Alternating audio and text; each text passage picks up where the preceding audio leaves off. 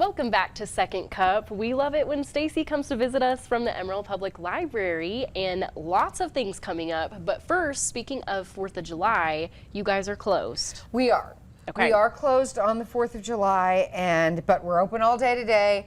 And we're open on Saturday so people can come in. But I did want to mention, so on Saturday, our Southwest Branch Library is going to close at noon. Okay. And that is because our parking lot is being used for the big Independence Day +1 celebration in John Stiff Park. Fun. So our Southwest Branch closes at noon. If you need to visit Southwest, get there early on Saturday morning. Okay. But otherwise, we're there. Come and see us. Yes. So, like I said, excuse me. So, outside of Friday, there's going to be plenty of things happening in Amarillo Public Library. So, just kind of talk about what's kind of coming up in the pipeline, kind of sooner rather than later here, because, like I said, rolling through the summer, there's still lots of fun programs going on. Right. So we are still in our summer reading club time, and there's so many fun things happening, and we have programs for all ages, so you can always come. You can go to our website, you can get a complete list of all the events and things that are happening. There's a couple of teen programs coming up that I think are really fun.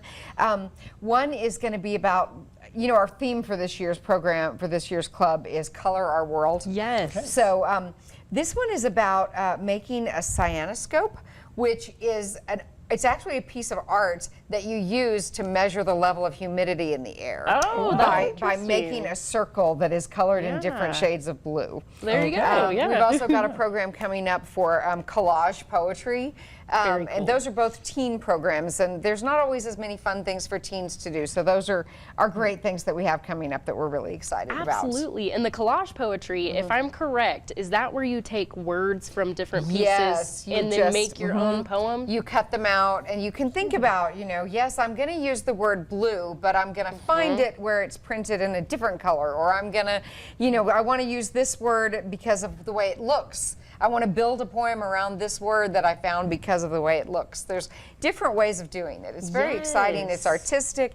It's linguistic because you're using language and art, and so it's a really great thing. Absolutely. And just really getting people involved in reading and the arts and, you know, really using those thinking skills. Another thing, too, is you have programs for older adults. Right, right. I'm very excited about this. You know, we have a digital literacy program at the library, and as part of that we have some staff members that are called digital navigators. Okay. And they are, you know, their job is to help you navigate the digital world. Right. And so one of our digital navigators, Caden Scott, she's already been teaching computer classes at Axe Community Center. Yes, okay. But she's going to start teaching them at the downtown library this month. They'll start on July 21st. And this really, you know, the internet can be an amazing thing. You can use it for so many things, but you want to be sure that you know what you're doing. You want to be sure that you know how to do it safely. Absolutely. So Caden specifically works with older citizens, and, you know, starting very basically, you know, we use a mouse, we use a keyboard. Let's begin with that. Let's start with, how do we set up an online account? How do we create an email address? How do we recognize scams? How do we use telemedicine? You know, there's so many ways in which using the internet can make our lives better. Yes. But it can also be a dangerous place. Oh, and Caden does an absolutely. amazing job. So we're excited to have that as an offering.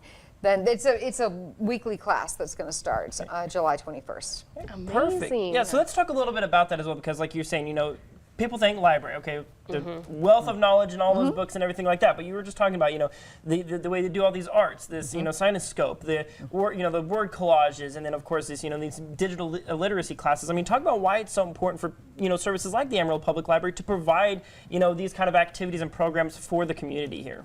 So libraries are more than just the place where we keep the books. You know, they are community centers. They are places where people come together to enjoy social activities, but to learn things. Yep. They are places not just in our physical buildings, but online as well through our website.